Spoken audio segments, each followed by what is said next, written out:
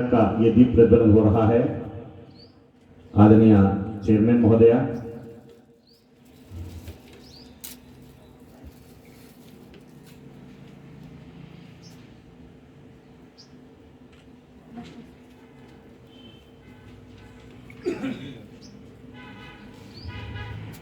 आदरणीय मनसाराम जी परमार, हमारे मुख्य वक्ता के रूप में आदरणीय श्री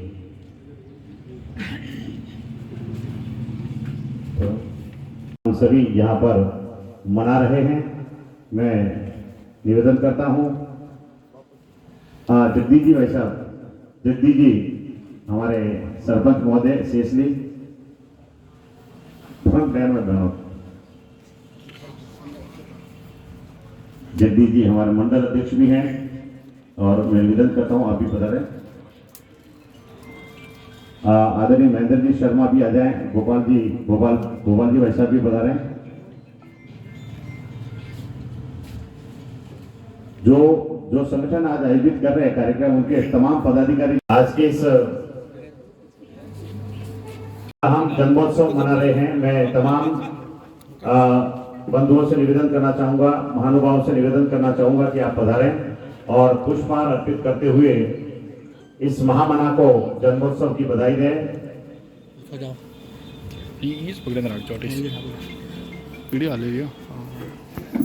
बोलिए महावीर स्वामी भगवान की जय।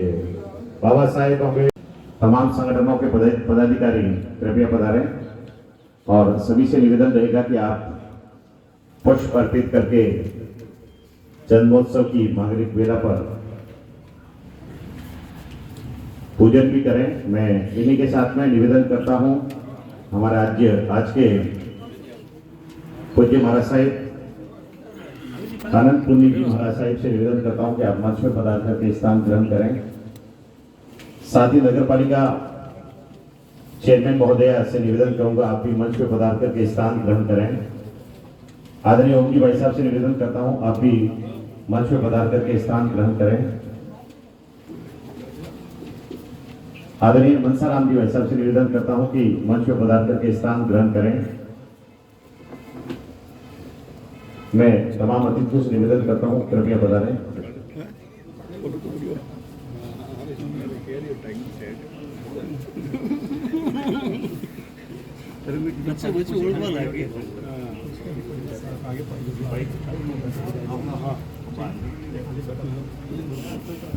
मैं निवेदन करता हूं पधारें।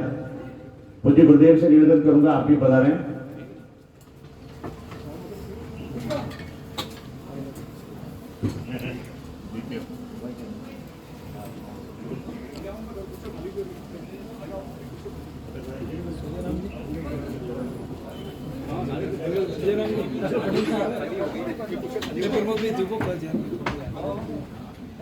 अब मैं निवेदन करता हूं एक बार सभी पधारें और इस मांगलिक कार्यक्रम के अंदर जहां पर अरिहंत परमात्मा का जन्म कल्याणक आज हम सभी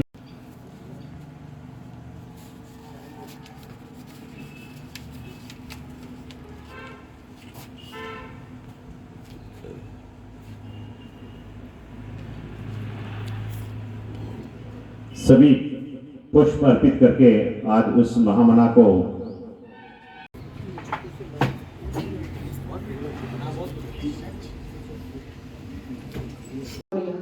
नमो सिद्धारं नमो आयर्यानं नमो वज्रायनं नमो लोये संवसाहुनं एषु वञ्चनमुक्कारो संपपावपनाशनो मंगलानं च सर्वेषां परमो वै मंगलम् मंगलम भगवान विरो मंगलम गौतम प्रभु मंगलम स्थूलिभद्राद्याजन धर्मोस्तु मंगलम अंगूठे अमृतवसे लब्धि तना भंडार श्री गुरु गौतम समर्ये वांछित फल दातार ओंकार बिंदु से युक्तम नित्यं ध्यायन्ति योगिना कामदं मोक्षदं चैव ओंकाराय नमो नमः।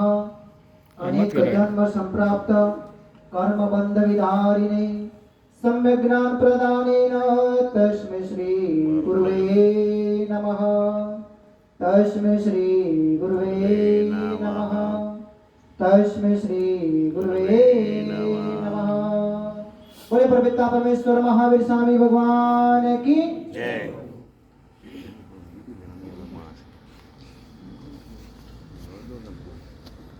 मैच को जीतना हो तो क्रिकेट टीम की जरूरत है। मैच को जीतना हो तो क्रिकेट टीम की जरूरत है। सुंदर मजे का ऑक्सीजन चाहिए तो आंगन में नीम की जरूरत है। एक मोबाइल से दूसरे मोबाइल के साथ बात करनी हो तो मोबाइल में सिम की जरूरत है। और जीवन के अंदर कुछ हासिल करना हो, समाज के अंदर कुछ हासिल करना हो तो देश को भीम की जरूरत है। क्या बात है। आज भगवान महावीर का जन्म कल्याणक और भीमराव अंबेडकर का भी जन्मदिन।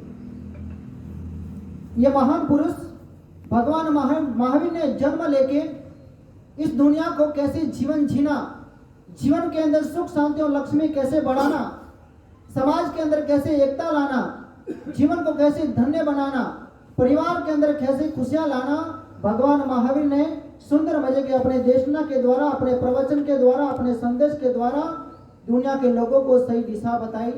ठीक उसी तरह भीमराव अंबेडकर ने भी अपने परिवार को, अपने समाज को कैसे आगे बढ़ाना उन्होंने खुद अपने जीवन में हासिल करके उन्होंने दुनिया को रास्ता बताया।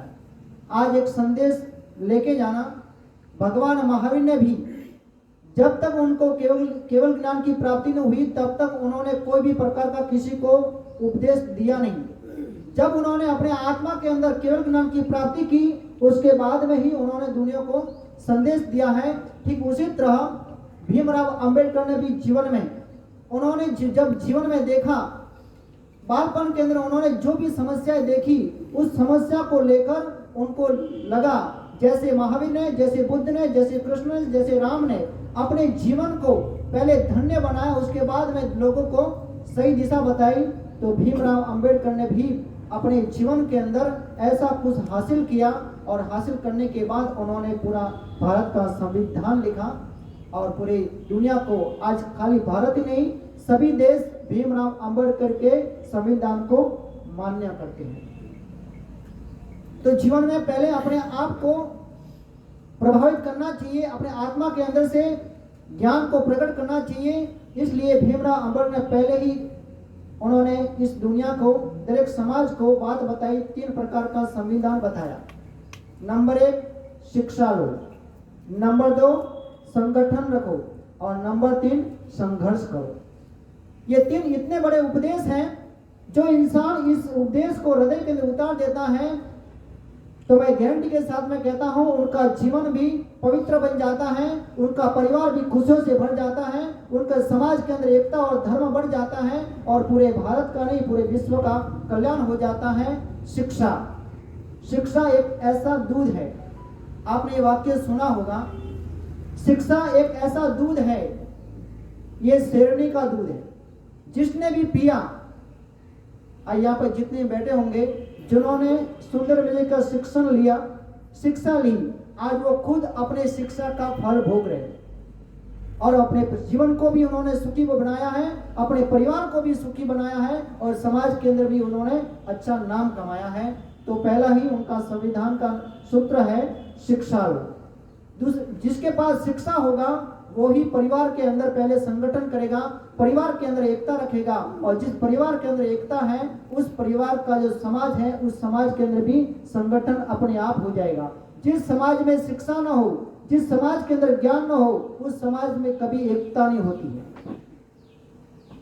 तो पहला ही सूत्र शिक्षा, दूसरा सूत्र है संगठन और तीसरा सूत्र है जो भीमराव अंबेडकर ने जो कहा है कि संघर्ष करो। बोलो संघर्ष किसके साथ करना? लोगों के साथ में? हाँ? किसके साथ संघर्ष करना? भीमराव अंबेडकर ने संघर्ष अपनी बुराइयों के साथ में करने को बोला। जिन इंसान ने अपने बुराइयों के साथ में संघर्ष किया है अपने आप आगे वाला झुक जाता है। भगवान महावीर जब जंगल से जा रहे थे तो चंड कोशिक सांप बहुत भयंकर उसके आंखों में भी जहर था कि उसकी नजर किसी इंसान के ऊपर जाए तो वो आदमी भी खत्म हो जाता था। इतना भयंकर उस सांप के आंखों में और जीभ के अंदर जहर था। तो भगवान महावीर जब जंगल से जा रहे थे, वो सांप भगवान को काटने के लिए आया, तो भगवान ने संघर्ष नहीं किया। क्या किया? अपनी बुराइयों को देखा कि अगर मेरे अंदर क्रोध होगा, मेरे अंदर लोभ होगा, मेरे अंदर राग द्वेष होगा तो ये मेरे कुछ बिगाड़ सकेगा। लेकिन भगवान महावीर ने अंदर की बुराइयों को खत्म कर दिया। तो आगे वाला इतना भयंकर विष सांप होने के बावजूद भी वो झुक गया और अपने जीवन को उन्होंने धन्य बनाया। किसी को हराना हो तो कभी सामना नहीं करना चाहिए। भगवान ने, महावीर ने क्षमा का सूत्र बताया। भीमराव अंबेडकर ने भी जीवन के अंदर क्षमा, जीव दया, लोगों के अंदर प्रेम भाव, लोगों के अंदर एकता का सब सूत्र अपना के अपने आगे बढ़ने के जीवन में अपनाया है। तो आज उस भगवान महावीर जन्म कल्याण के दिन और भीमराव अंबेडकर जन्म के दिन आज हम सूत्र लेंगे, शिक्षा, संगठन और संघर्ष करके अपने जीवन को आगे बढ़ाएंगे। इसी के साथ कुंडग्राम में जन्मे आप, सिद्धार्थ माता त्रिशला की कोख से स्वप्न देखने के बाद उन्हें आभास हो गया था कि मेरी कुक्षी में कोई न कोई दिव्य आत्मा जन्म ले रही। चैत्र शुक्ल त्रयोदशी का यह दिन था और संपूर्ण विश्व को दिशा देने का कार्य आपने किया। जैन धर्म की परंपराएं अति प्राचीन बोलते हैं, जिन्होंने संविधान बनाया, यही उनकी पहचान है क्या? ये उनकी पहचान नहीं है। मानव को मानव के रूप में जानना किसी ने सिखाया, यह अम्बेडकर जी ने किया। वो खाली संविधान निर्माता नहीं थे, खाली एक वर्ग के महापुरुष नहीं थे, उनके प्रति पूरे देश भर में असीम श्रद्धा थी। दलित पैंथर नाम की एक पार्टी है, उसके प्रमुख थे नामदेव ढसाल। उनके शब्दों को मैं कोट करना चाहूंगा। क्या कहा उन्होंने, आप सुनोगे अचंभित होंगे। वह चंद्रचूड़ के गांव के थे। चंद्रचूड़ का नाम जानते होंगे, जस्टिस चंद्रचूड़ भारत के मुख्य न्यायाधीश रहे थे। उस गांव में भी इस वर्ग के व्यक्तियों ने अत्याचार सहन किया। वो कहते गांव में तालाब था, मैं गलती से नहाने चला गया, मैंने पानी में पैर ही डाला था कि घोड़े पे बैठ करके चंद्रचूड़ जी के परिवार के लोग आए, मुझे कोड़ों से पीटा गया। आप समझ सकते हैं, जो भारत का चीफ जस्टिस बना, उसके गांव में भी यह स्थिति उस समय में थी। उस गांव के नामदेव ढसाल, दलित पैंथर पार्टी के अध्यक्ष, ये कहते हैं अपने एक भाषण में, एक उद्बोधन में, अम्बेडकर जयंती के अवसर पर, उन्होंने कहा कि महात्मा बुद्ध को मानने के कारण अम्बेडकर जी पुनर्जन्म में विश्वास नहीं करते। बौद्धिज्म ये पुनर्जन्म में विश्वास नहीं करता, आत्मा परमात्मा इसका कोई चिंतन उन्होंने नहीं किया, इसलिए वो पुनर्जन्म में विश्वास नहीं करते। परंतु अगर अंबेडकर जी पुनर्जन्म लेते हैं और वो इस धरती पर पैदा पुनः आते हैं, हम लोग जिनको उन्होंने मानव के नाते मानव की पहचान दिलवाई, हमारी चमड़ी उतार करके उस चमड़ी से उनके पैरों में जूती पहनाए तो भी कम है। ये काम अंबेडकर जी ने किया है, ये उनका कहना था। ऐसे अंबेडकर जी का खाली एक पक्ष देख करके, खाली संविधान निर्माता था, खाली एक वर्ग के लिए उन्होंने संघर्ष किया, उनके बारे में आप अन्याय कर रहे हो। और ये अन्याय हम नहीं कर रहे। इस देश के जो मूर्धन्य उस समय के स्तंभकार थे, इस देश को बनाने वाले लोग थे, उन्होंने इस चीज का चिंतन नहीं किया। अनेकों ऐसे नाम है जिनकी चर्चा तक नहीं हुई। सुभाष चंद्र बोस से लेकर के वल्लभ भाई पटेल से लेकर के अम्बेडकर जी उसी कड़ी के हैं जिनका सही मूल्यांकन और उनको जो सही दर्जा मिलना चाहिए था वो भारत में नहीं मिला। अम्बेडकर जी के बारे में जो उनकी जानकारी है, उनके बारे में कोई छेड़छाड़ नहीं कर सकता। पर देश का दुर्भाग्य क्या है, अम्बेडकर जी का जो दर्शन था, अम्बेडकर के जो विचार थे, उसके साथ इतनी छेड़छाड़ हुई है कि हम लोग जानते ही नहीं है वस्तुतः वस्तु स्थिति क्या है। धनंजय कीर नाम के एक सज्जन है, वो उनके प्रामाणिक उनकी आत्मकथा लिखने वाले व्यक्ति है। उनकी आत्मकथा कोई पढ़ेगा और अम्बेडकर जी का पूरा साहित्य छपा हुआ, उनकी पुस्तकें कोई पढ़ेगा तो पता चलेगा कि अम्बेडकर जी के विचार क्या थे और फॉलोअर क्या कर रहे हैं। जैसे मुस्लिमों के साथ भी यही समस्या है, कुरान अलग चीज, हदीस अलग चीज, उसका इंटरप्रिटेशन मुल्ला मौलवी आगे कैसे करते वो अलग चीज, उसके कारण सारा कॉन्फ्लिक्ट है। वो का वो आज अम्बेडकर वादियों के सामने एक संकट में कहूंगा। उनके मूल विचार उन्होंने किस विषय पर क्या कहा, वो एकांगी नहीं थे, खाली दलित वर्ग की उन्होंने चिंता नहीं की थी। क्या कहा, क्या किया, इस सारे का सारा, मैंने कहा ना उनका जन्म कहाँ हुआ, मृत्यु कहाँ हुई, उन्होंने क्या पुस्तकें लिखी, वो किस किस पद पर है, इस पे कोई तथ्यों में छेड़छाड़ कर नहीं सकता। फैक्चुअल चीज है वो सारी की सारी, परंतु छेड़छाड़ हो रही है उनके विचारों के साथ। तो आज हम 2-3 मिनट उनके जीवन की चर्चा करेंगे, उसके बाद उनके विचारों की चर्चा करेंगे। महू में जन्म हुआ सबको पता है, 14 अप्रैल 1891 में हुआ। 14वीं संतान थी अपने माता पिता की। परिवार पूरा कबीरपंथी था, और प्रयत्न क्या किया जाता है, बताया जाता है कि नास्तिक थे। कबीरपंथी पूरा परिवार था, सेना में सूबेदार थे, ऐसे संपन्न परिवार में थे। सूबेदारों ने बड़ी बात थी, प्रारंभिक जीवन में इनको इतना दंश नहीं झेलना पड़ा था। जब स्कूल में गए तो शर्त रखी गई, कक्षा के बाद जहाँ जूते चप्पल पड़े रहते वहां बैठ करके पढ़ना पड़ेगा। अम्बेडकर ने स्वीकार किया, क्योंकि बचपन में उनको समझ आ गई थी कि अगर किसी चीज को, जैसे बताया, शिक्षा शेरनी का वहां दूध है, जो पी लेगा वो शेर की तरह दहाड़ेगा। तो उनको ये चीज पता थी कि ज्ञान अर्जित करना है। शिक्षा शब्द में काम में नहीं लूंगा, शिक्षा और ज्ञान में इतना सा ही अंतरकार है। शिक्षा अहंकार पैदा कर सकती है, ज्ञान अहंकार पैदा नहीं कर सकता। ज्ञान परिपूर्ण बनाता है आपको। ज्ञान के लिए बाहर बैठ करके, अपनी बोरी पर बैठ करके, पानी पीने के लिए नहीं, अपना पानी का साथ में लेके जाना, इस स्थिति में बाहर बैठ करके पढ़ना उन्होंने प्रारंभ किया। संस्कृत उनको पढ़ने नहीं दी, संस्कृत लेना चाहे गया नहीं, इसको तुम नहीं पढ़ सकते, पढ़ने नहीं दी। पर आपको जान करके आश्चर्य होगा, जब संविधान सभा में इस देश की भाषा का विषय आया, अंबेडकर जी पहले व्यक्ति थे जिन्होंने कहा कि इस देश की भाषा कोई होनी चाहिए, वो संस्कृत होनी चाहिए, क्योंकि देश के लाखों वर्षों का जो ज्ञान है वो संस्कृत में है। लाखों वर्षों तक हजारों लोगों ने नहीं, सैकड़ों नहीं, अनेकों पीढ़ियों ने जो ज्ञान अर्जित किया, तो संस्कृत में होना चाहिए। जिसको संस्कृत पढ़ने नहीं दिया गया, उसने संस्कृत के पक्ष में पैरवी की। कारण रहे होंगे कुछ, उस विषय पे चर्चा अभी करनी नहीं। बाहर बैठ करके संस्कृत पढ़ने नहीं देना, गणित के सवाल हल करने के लिए बोर्ड के पास जा रहे हैं तो टीपाई पर टिके हुए बोर्ड का हाथ लगाने से पहले लड़के उठ करके चिल्लाते हैं, हाथ मत लगाना, पीछे हमारा भोजन है, अपवित्र हो जाएगा। ऐसा दंश उन्होंने झेला, परंतु पढ़ाई जारी रखी। घर जाते हुए गाड़ी वाले ने जब जाति पता चली, गाड़ी से उतार दिया, गाड़ी को धोया, बैलों को भी स्नान कराया। ये सारे की सारी प्रताड़ना जिन्होंने सह करके भी संघर्ष का रास्ता नहीं अपनाया। आश्चर्य की बात ये सुनना, आज तो उनके नाम पर हर छोटी बात के लिए बाएं ऊपर चढ़ा लेते हैं, संघर्ष करने के लिए प्रवृत्त होते हैं। 3 बातें बताई, पहली शिक्षा, सक्षम बनो, संगठित हो, और उसके बाद संघर्ष वैचारिक। क्यों करना वैचारिक संघर्ष? क्योंकि आपने जीवन में कभी भी शारीरिक संघर्ष का पक्ष नहीं लिया। उनके 3 गुरु थे, वो स्वयं कहते थे, आप लोगों को भी विदित होगा। उनके गुरु थे एक, जब उन्होंने 4वीं पास कर ली, अपने समाज के पहले व्यक्ति थे जिन्होंने 4वीं पास कर ली, तो उनको एक जीवनी प्रस्तुत की गई, भेंट की गई कृष्णा जी ने, उनके गुरु जी ने।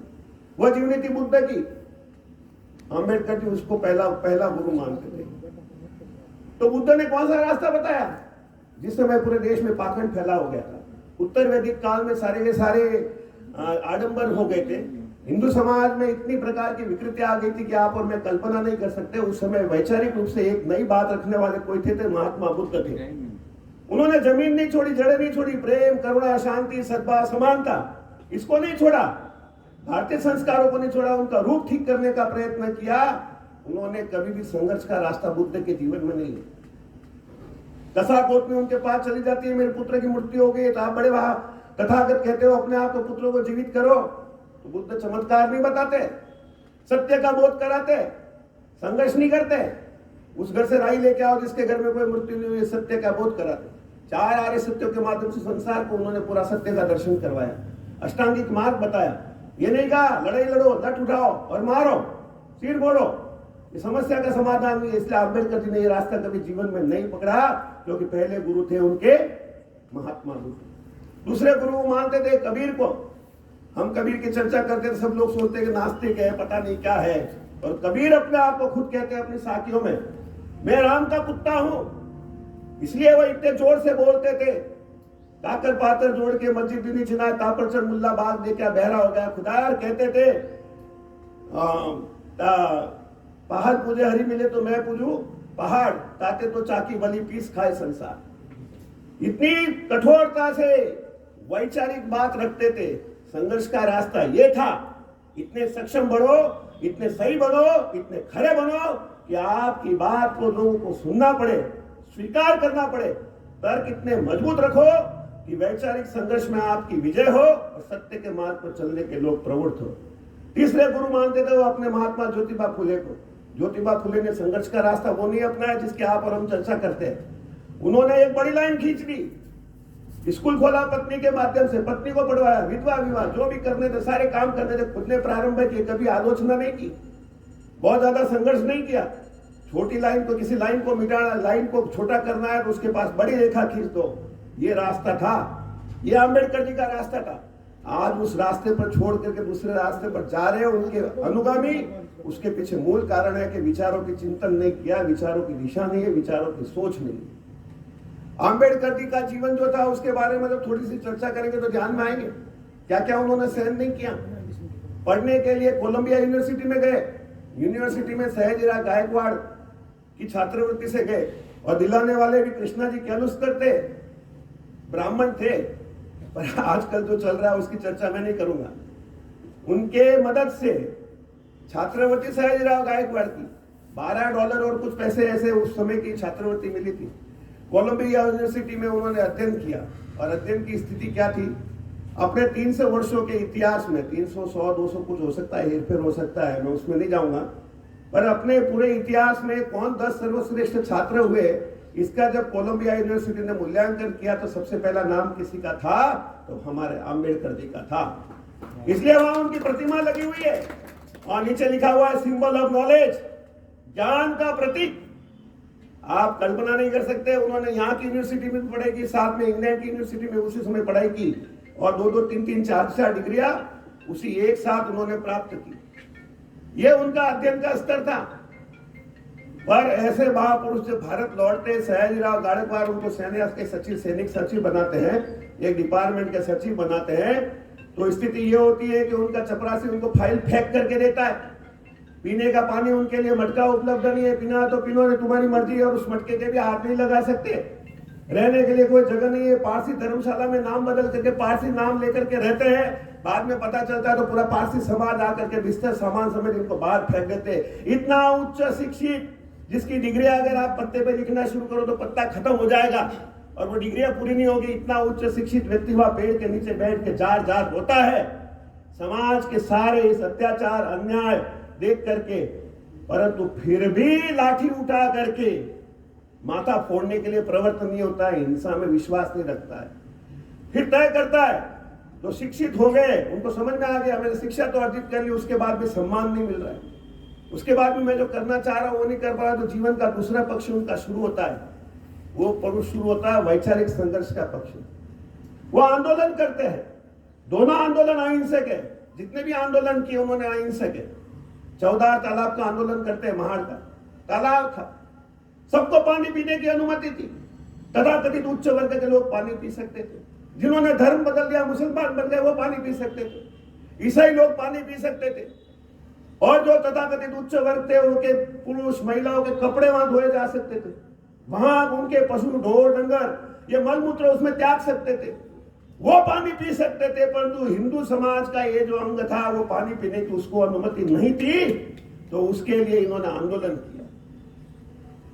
कालाराम मंदिर में प्रवेश, भगवान के प्रति उनकी कोई बहुत ज्यादा आस्था नहीं थी, वो कहते थे भगवान एक प्रतीक है, श्रेष्ठ जीवन कैसे जिया ये हमको सीखना है, परंतु उस मंदिर में प्रवेश यह अनुमति नहीं है तो मानवता पर कलंक है, प्राकृतिक नियम के खिलाफ है। जितनी भी सार्वजनिक जगह है वहां पर जाने का सबको अधिकार है, मानव मात्र को अधिकार है, उसमें कैसे रोका जा सकता है, ये अन्याय है, इसके खिलाफ वो खड़े हुए, वहां जाने का प्रवेश करने का प्रयत्न किया, सफलता नहीं मिली, पर उनका बोया हुआ बीज अब जाकर के प्रस्फुट नहीं पूरा पेड़ बन गया है। आज उसी कालाराम मंदिर के जितने भी पंडित हैं उनके वंशजों ने अंबेडकर के जो अभी के वंशज उनको कंधे पर बैठा कर ले जाकर के अंदर दर्शन करवाया और कहा हमारे पूर्वजों ने जो गलती की थी हम उसका परिमार्जन करते हैं। अंबेडकर जी ने बहुत प्रयत्न किया, समाज को जगाया, उनके सामने बहुत सारी चीजें थी, आज जितनी भी समस्या हमको दिखाई देती है उससे भयंकर समस्या थी। कई बार तो लगता है देश के प्रधानमंत्री उनके रास्ते पे चल रहे हैं। उन्होंने एक पुस्तक लिखी थी, उनकी जो थीसिस थी, आप नाम जानते हो उसका? प्रॉब्लम ऑफ रुपीज या रुपीज प्रॉब्लम, ऐसी पुस्तक का कोई नाम था, थीसिस थी उनकी, रुपए की समस्या। ये नोटबंदी हुई ना, ये सुझाव आम्बेडकर जी का है। आपको अचंभा होगा, उन्होंने अपनी पुस्तक में साफ लिखा हुआ है, अर्थशास्त्री थे, मूल तो वो अर्थशास्त्री थे। भारत के बाहर किसी व्यक्ति ने पीएचडी की अर्थशास्त्र में तो वो पहले व्यक्ति थे आम्बेडकर जी।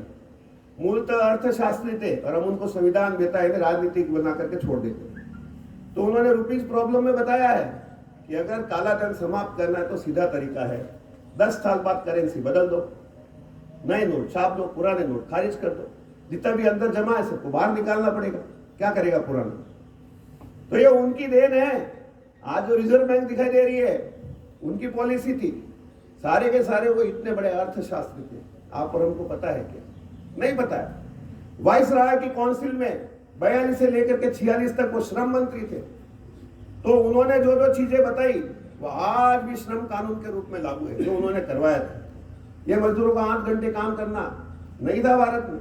12-12 घंटे किस प्रकार से अंग्रेज लोग काम लेते थे, हमारे उद्योगपति काम लेते थे, कल्पना नहीं कर सकते आप लोग। किसी प्रकार की सुविधा नहीं थी। कैंटीन होना चाहिए, खाने पीने की सुविधा होनी चाहिए, हाइजेनिक वातावरण होना चाहिए। आजकल हम हाइजेनिक शब्द काम में लेते हैं, स्वस्थ सुथरा वातावरण होना चाहिए। CSR जिसको कहते हैं, कॉर्पोरेट सोशल रिस्पॉन्सिबिलिटी, उस समय उन्होंने उसको शुरू करवाया कि आपकी सामाजिक जिम्मेवारी भी है। आपके एम्प्लॉय काम करता है तो उसका हित चिंतन करना है आपका काम है। ऐसा सारा उन्होंने शुरू करवाया। महिलाओं के लिए मातृत्व अवकाश, ये अम्बेडकर जी की देन है। जितने भी श्रम कानून आज हमको दिखाई देते हैं उनके सूत्र में मूल में कोई है तो वो अम्बेडकर जी है। क्या हमको ये सारा विषय पता है? तो श्रम मंत्री रहे। और आप आगे देखोगे तो जब देश की अंतरिम सरकार बनी, कई लोगों को बड़ा भ्रम है कि बहुत लोग उदारवादी थे, न श्यामा प्रसाद मुखर्जी को भी मंत्रिमंडल में रखा, न अम्बेडकर जी को भी रखा। उपकार नहीं था। 47 में देश को जब आजादी मिली, चुनाव नहीं हुए थे तो एक अंतरिम मुख्य मंत्रिमंडल बनाया गया था, सभी दलों के लोगों को शामिल किया गया था। तो उसमें इनको कानून मंत्री बनाया गया और इन्होंने जो चीजें की, बहुत अद्भुत चीजें की। आज उन्हीं के रास्ते पर देश के प्रधानमंत्री चल रहे हैं, ऐसा लगता है उसकी चर्चा और कभी कर रहे हैं। परंतु कानून मंत्री रहते हुए इन्होंने 2-3 उल्लेखनीय बातें की। धारा 370, शेख अब्दुल्ला जी आए, कश्मीर का विशेष दर्जा, आपको बता रहा हूं मैं, कश्मीर के विशेष दर्जे के लिए तो भाई जाओ अम्बेडकर जी से मिलो। अम्बेडकर जी के पास गए। अम्बेडकर जी ने कहा आपका दिमाग खराब है क्या? आपकी रक्षा हम करें, सेना सुविधा हम दें, आपकी सारी चीजें हम संभालें, परंतु आपका संविधान अलग होगा, झंडा अलग होगा, मंत्री प्रधानमंत्री अलग होगा, मैं इसको कभी स्वीकार नहीं कर सकता। धारा 370 को उन्होंने बिल्कुल मना कर दिया। नेहरू जी विदेश गए, किसी दूसरे व्यक्ति को बताया, जयकर जी को बताया, उन्होंने ये प्रस्ताव रखा और धारा 370 शामिल हुआ। इस देश का दुर्भाग्य है 70 साल तक उसको हटा नहीं पाए। जो क्या था, टेम्परेरी प्रोविजन। आज भी वो 370 हटी नहीं है, आप भी गलतफहमी मत रहना।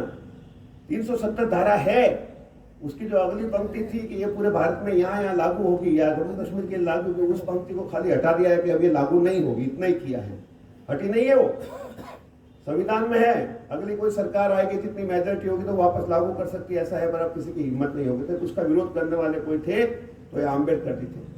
Hindu code bill, Hindu code bill में महिलाओं को अधिकार। आज जो सुप्रीम कोर्ट ने डिसीजन दिया है कि पुत्री का पिता की संपत्ति में अधिकार है, उस समय इन्होंने डालना चाहिए। इसी को लेकर के विवाद हुआ और इनको बड़ा बेइज्जत होकर के मंत्रिमंडल छोड़ना पड़ा। मंत्रिमंडल छोड़ने के बाद ये भाषण देना चाहते थे, कारण बताना चाहते थे देश को संसद में, वो तक इनको बोलने नहीं दिया गया। आप कल्पना कर सकते हो? कल्पना कर सकते हो क्या? देश का ऐसा व्यक्ति, सबसे पढ़ा लिखा व्यक्ति, संविधान जो बना रहा है, वो इस्तीफा देता है, संसद में तो उसको बोलने नहीं गया, तो किस प्रकार का अत्याचार उनके साथ हुआ होगा। फिर भी कभी मुख से देश के विरोध में एक शब्द उन्होंने नहीं निकाला। वो कहते थे मेरे लिए मेरे समाज से पहले देश है, और वो उन्होंने चरितार्थ भी किया। उनके जीवन में ऐसा बहुत बार दिखाई देता है।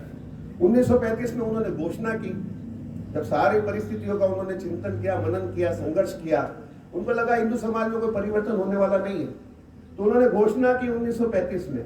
क्या घोषणा की? 12 अक्टूबर की बात होगी, मैं जन्मा तो हिंदू हूं पर मरूंगा हिंदू के रूप में नहीं। तो पूरे देश भर में बड़ा जोरदार मजा आ गया लोगों को जो हिंदू नहीं थे उनको। हैदराबाद के निजाम थे, उन्होंने प्रस्ताव भेजा 5 करोड़ रुपए उस समय, 5 करोड़ रुपए आप ले लो, मुसलमान बन जाओ, सोचूंगा। वेटिकन से प्रस्ताव आया, हम भारत को छोड़ के जाने वाले हैं, देश के अगले प्रधानमंत्री आपको बना देंगे, ईसाई बन जाओ, सोचूंगा। परंतु उन्होंने 20 साल तक इंतजार किया। 1956 में अपनी मृत्यु से 2 महीने 1.5 महीने पहले उन्होंने धर्म परिवर्तन किया। गाडगे जी महाराज का उन पर प्रभाव था, उनको भी आश्वासन दिया था, महात्मा गांधी को भी आश्वासन दिया था कि मैं ऐसा धर्म अंगीकार करूंगा जिससे भारत के समाज को कम से कम नुकसान हो। और उन्होंने इस देश की मिट्टी में जन्मा हुआ मूल धर्म कोई था जो इस देश के मूल तत्व, जो सह अस्तित्व, संभाव, विश्व बंधुत्व की भावना लेकर के चलता है, शांति, सद्भाव, समानता, इसके मूल मंत्र को लेकर चलता है, ऐसा बौद्ध धर्म अंगीकार किया।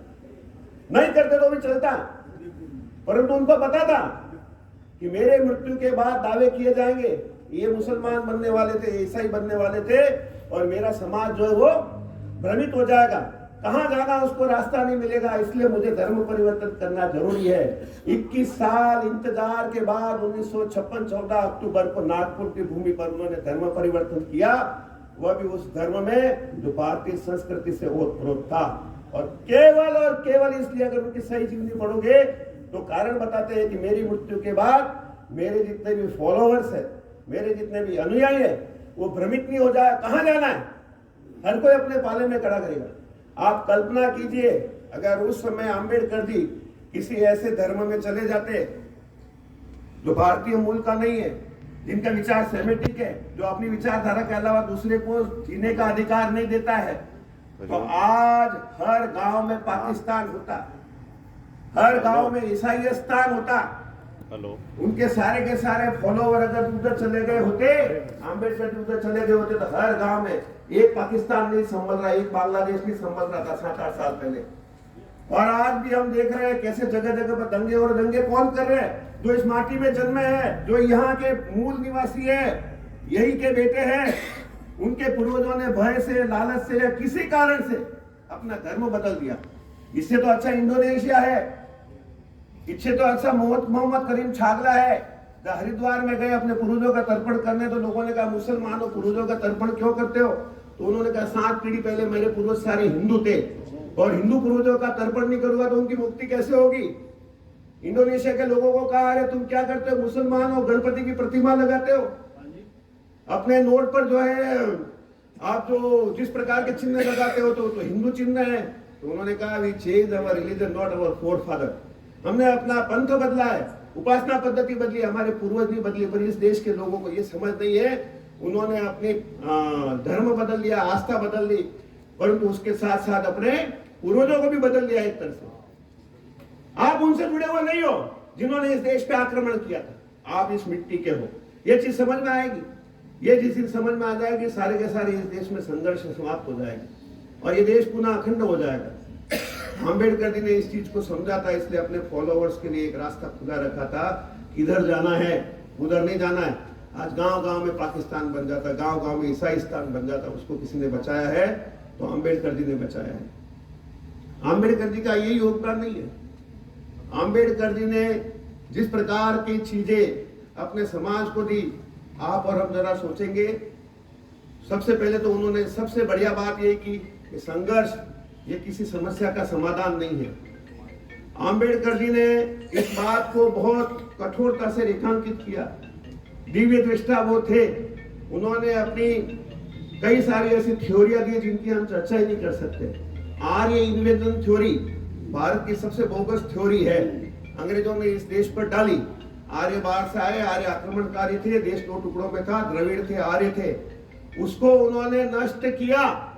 उन्होंने तर्क दिया, why they are producing invasion theory. वो इन्वेजन थ्योरी क्यों दे रहे हैं? क्योंकि उनके अपने कर्म है। यूरोप से वो अमेरिका में गए, वहां के मूल निवासियों को समाप्त किया। यूरोप से वो ऑस्ट्रेलिया में गए, वहां के मूल निवासियों को समाप्त किया। यूरोप से अफ्रीका में गए, वहां के मूल निवासियों को समाप्त किया।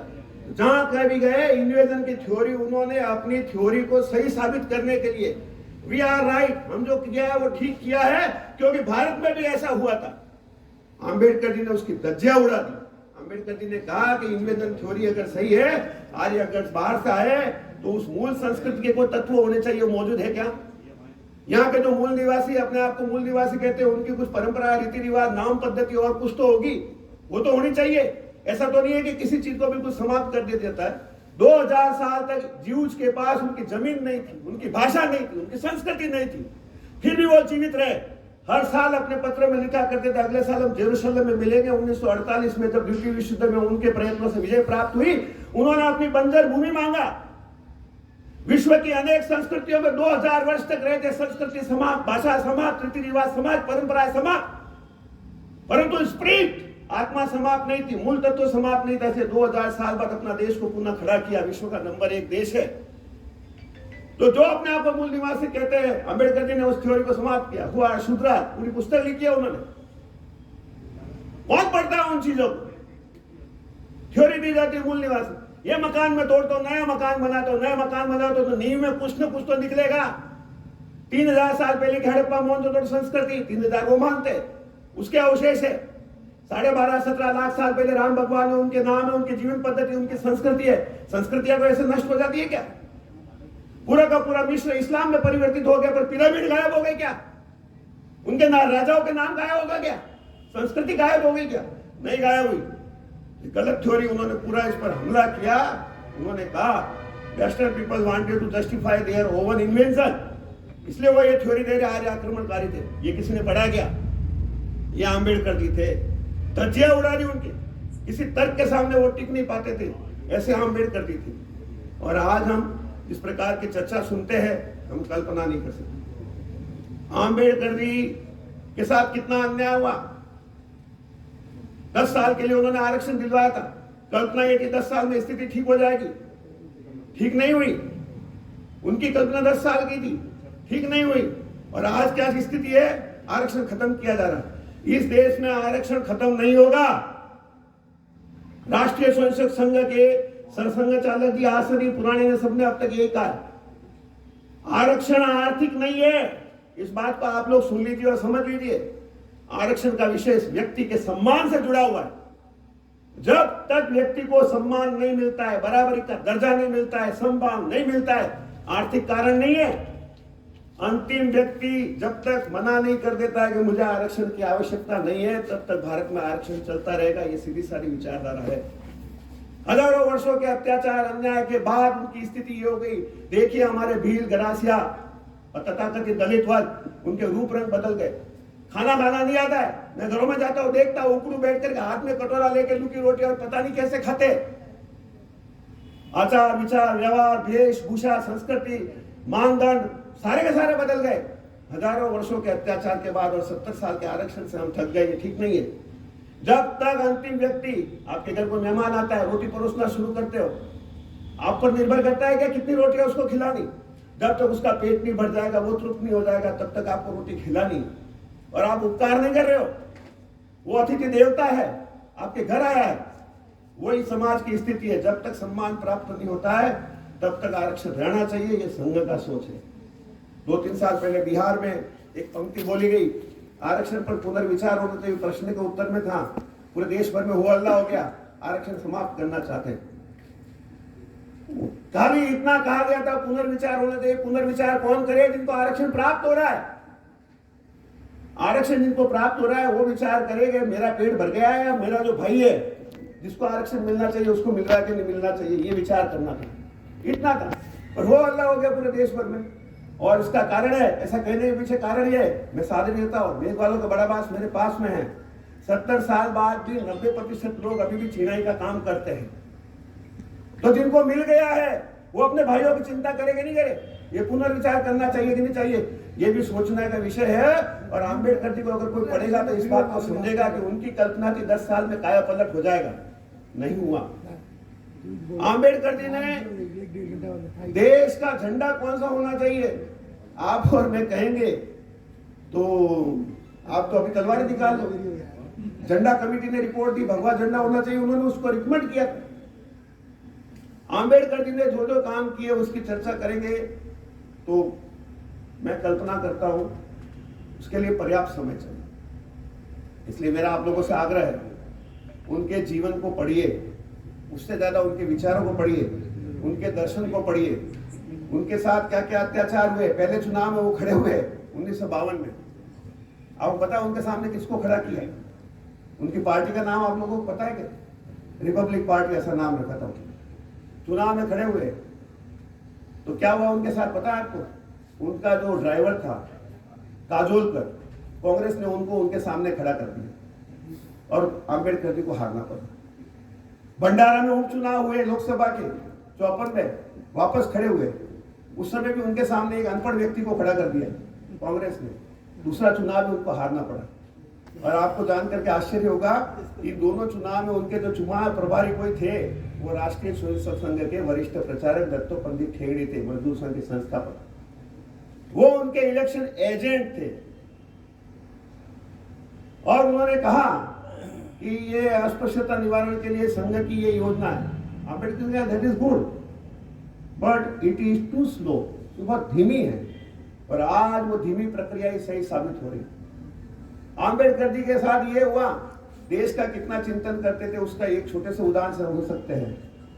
तीनों गोलमेज सम्मेलन में किसी व्यक्ति ने भाग लिया, एक आम्बेडकर जी ने भाग लिया। और आम्बेडकर जी ने अपने समाज के लिए उस समय अलग आरक्षण मंडल ऐसा प्राप्त कर लिया। परंतु स्थिति क्या हुई? बाबा साहब भीमराव अम्बेडकर जी की जयंती पर और भगवान महावीर स्वामी जी की जयंती पर फालना के सभी प्रकार के संगठन जिन्होंने इस कार्यक्रम की रूपरेखा तैयार की, जिन्होंने इस कार्यक्रम को बहुत ही अच्छे तरीके के साथ में यहाँ पर रखा, और सभी वरिष्ठ जो यहाँ पर पधारे, मैं आप सबका बहुत बहुत धन्यवाद देता हूँ। सादरी से हमारे ओम जी भाई साहब पधारे, बहुत ही विस्तृत अम्बेडकर जी के बारे में आपने जीवनी बताई, इसके लिए भी आपका बहुत बहुत आभार। आप सभी इस मौके पर अपना कीमती वक्त निकाल कर पधारे, इसके लिए भी मैं आप सबका बहुत बहुत धन्यवाद। जय हिंद।